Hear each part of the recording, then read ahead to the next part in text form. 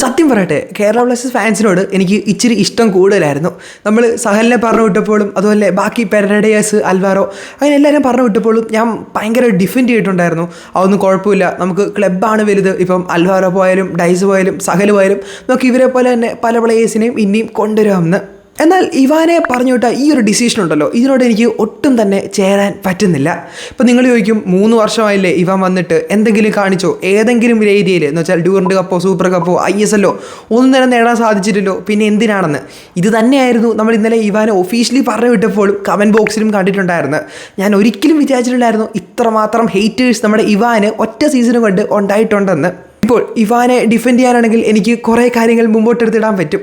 നമുക്കറിയാം, ഈ സീസൺ തുടങ്ങിയപ്പോൾ നമ്മൾ ആദ്യ മത്സരം ബംഗളൂരിനെതിരെ കളിച്ചപ്പോൾ ആ ഒരു സ്റ്റാർട്ട് ലൈനപ്പം നമ്മൾ അവസാനമായി ഒഡീഷ FCക്കെതിരെ കളിച്ചപ്പോൾ ആ ഒരു സ്റ്റാർട്ട് ലൈനപ്പം തന്നെ ഒന്ന് കമ്പയർ ചെയ്ത് നോക്കുക, എന്തുമാത്രം വ്യത്യാസമുണ്ട്, ആരൊക്കെ അന്ന് കളിച്ചു, ആരൊക്കെ അവസാന മത്സരത്തിൽ ഉണ്ടായിരുന്നുവെന്ന്. ഏകദേശം 18ഓളം ഇഞ്ചുറികൾ വെച്ചാണ് അദ്ദേഹം ഈ സീസൺ കളിച്ചിട്ടുണ്ടായിരുന്നത്. എന്നിട്ട് പോലും അദ്ദേഹം ഒരു പരിധിവരെ ഇഞ്ചുറിയെ ഒന്നും തന്നെ കുറ്റം പറഞ്ഞിട്ടില്ലായിരുന്നു. എൻ്റെ പ്ലേയേഴ്സ് മോശമായി കളിച്ചു, ഞാൻ ആ റെസ്പോൺസിബിലിറ്റി ഏറ്റെടുക്കുന്നു, അതുകൊണ്ട് തന്നെയാണ് തോറ്റതെന്ന് അദ്ദേഹം മാക്സിമം ടീമിൻ്റെ കൂടെ നിന്ന് സപ്പോർട്ട് ചെയ്തിട്ടുണ്ടായിരുന്നു. അദ്ദേഹം അവസാനം ആ മത്സരം തോറ്റതിന് ശേഷം നമ്മുടെ ആരാധകരുടെ അടുത്ത് നിന്ന് ഒരു കാര്യം പറഞ്ഞിട്ടുണ്ടായിരുന്നു, ഓക്കെ അടുത്ത വർഷം നമ്മൾ ഉറപ്പായും തിരിച്ചു വരും, പെപ്പരയും ഡിമിയും അതുപോലെ തന്നെ ലൂണയൊക്കെ ഉണ്ടല്ലോ എന്ന്. എന്നിട്ടും അദ്ദേഹത്തെ എന്തുകൊണ്ട് പറഞ്ഞു വിട്ടു എന്ന് എനിക്കിപ്പോഴും ആലോചിച്ചിട്ട് മനസ്സിലാകുന്നില്ല.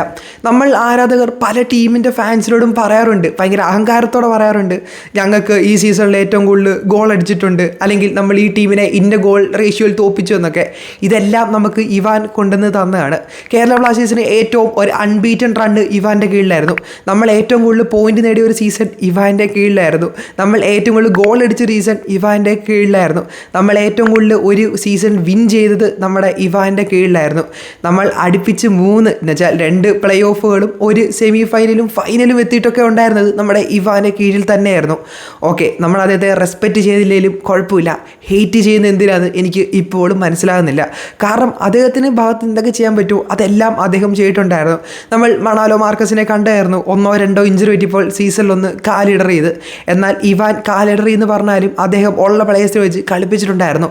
ഈ പറയുന്ന ഐമനും അസറും ഹോർമിപ്പാവും യങ്സ്റ്റേഴ്സ് എല്ലാം തന്നെ വന്നിട്ടുണ്ടായിരുന്നത് നമ്മുടെ ഇവാൻ്റെ കീഴിൽ തന്നെയായിരുന്നു. നമുക്കറിയാം, നമ്മുടെ ഇവാൻ ടീമിൽ വന്നപ്പോൾ അദ്ദേഹത്തിൻ്റെ ഒരു ഫ്രഷ് അല്ലെങ്കിൽ പുതിയ ടീമായിരുന്നു കിട്ടിയിട്ടുണ്ടായിരുന്നത്. നമ്മുടെ പുതിയ ഇന്ത്യൻ പ്ലേയേഴ്സും പുതിയ ഫോറിനേഴ്സും, ഇന്ത്യൻ എക്സ്പീരിയൻസ് എന്ന് വെച്ചാൽ ISL പോലും എക്സ്പീരിയൻസ് ഇല്ലാത്ത ഫോറിൻ പ്ലേയേഴ്സ് ഉള്ള ഒരു ടീം. ടീമിനെ ഇപ്പോൾ ഇങ്ങനൊരു സിറ്റുവേഷൻ അല്ലെങ്കിൽ ഇങ്ങനൊരു അവസ്ഥയിൽ എത്തിച്ചിട്ടുണ്ടെങ്കിൽ അത് നമ്മുടെ ഇവാൻ തന്നെയാണ്.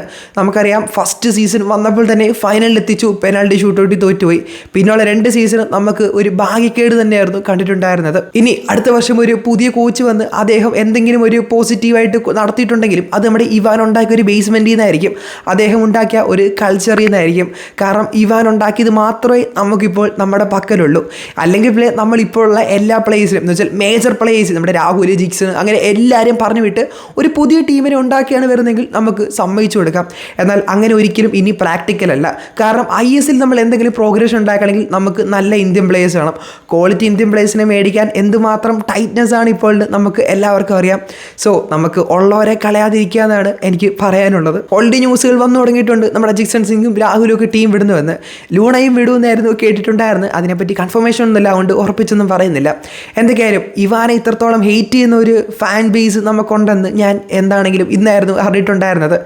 ബെറ്റർ എനിക്ക് തോന്നുന്നു ഇവാൻ ടീം വിടുന്നത് തന്നെയാണ്. ഹി ഡിസേർവ്സ് ബെറ്റർ എന്നാണ് എനിക്ക് പറയാനുള്ളത്. ഇനി അദ്ദേഹത്തിന് ഒരു മണാലോ മാർക്കസ് വന്നാലോ, അല്ലെങ്കിൽ അങ്ങനെ ന്യൂസ് കേട്ടിട്ടുണ്ടായിരുന്നു, അങ്ങനെ ആര് വന്നാലോ എൻ്റെ ഓൾ ടൈം ഫേവറേറ്റ് ഇവാൻ തന്നെയായിരിക്കും. അതിനി എന്തൊക്കെ നെഗറ്റീവ് കമൻറ്റ്സ് ഇതിന് വന്നാലും ഇവാൻ ഒരു 3 വർഷം ഡോമിനേറ്റ് ചെയ്തപോലെ, അല്ലെങ്കിൽ അദ്ദേഹം ആ ഫാൻസിന് അടക്കി കൊണ്ടുവന്ന ഇൻഫ്ലുവൻസ് ഒന്നും ഇനി ഒരു കോച്ചസിനും കൊണ്ടുവരാൻ പറ്റില്ല.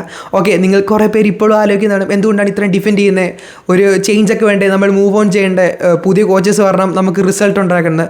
ഓക്കെ, നമ്മൾ വിചാരിക്കുന്നില്ലേ അത്ര എളുപ്പമല്ല റിസൾട്ട് കൊണ്ടുവരാന്നുള്ളത്. ISL തന്നെ വേറെ കുറേ കോച്ചസ് അങ്ങനെ റിസൾട്ട് കൊണ്ടുവന്നിട്ടുണ്ട് വന്ന ഉടനെ സീസണിൽ തന്നെ. ബട്ട് നമ്മളെ സംബന്ധിച്ച് അത് അത്ര എളുപ്പമല്ല. ഇനി അങ്ങനെ സംഭവിക്കുമെന്ന് നമുക്ക് കണ്ടു തന്നെ അറിയാം. എന്നാലും ഒരു പ്രൈമറി ലെവൽ നോക്കുമ്പോൾ അത് ഒരിക്കലും എളുപ്പമല്ല. ഇന്ത്യൻ ഫുട്ബോളാണ്, ഇന്ത്യൻ പിച്ചേഴ്സിനെ അറിയണം, ഇന്ത്യൻ പ്ലേയേഴ്സിനെ അറിയണം. ഇറ്റ് വിൽ ടേക്ക് ടൈം എന്നാണ് എനിക്ക് പറയാനുള്ളത്. എന്തൊക്കെയായാലും ഇവാൻ ടീം വിട്ടത് നല്ലതാണോ ചീത്തയാണോ, നിങ്ങളുടെ അഭിപ്രായം ഒന്ന് കമൻറ്റ് ചെയ്യണം. വീഡിയോ ഇഷ്ടപ്പെട്ടാൽ ഒന്ന് സബ്സ്ക്രൈബ് ചെയ്യുക. Thanks for watching.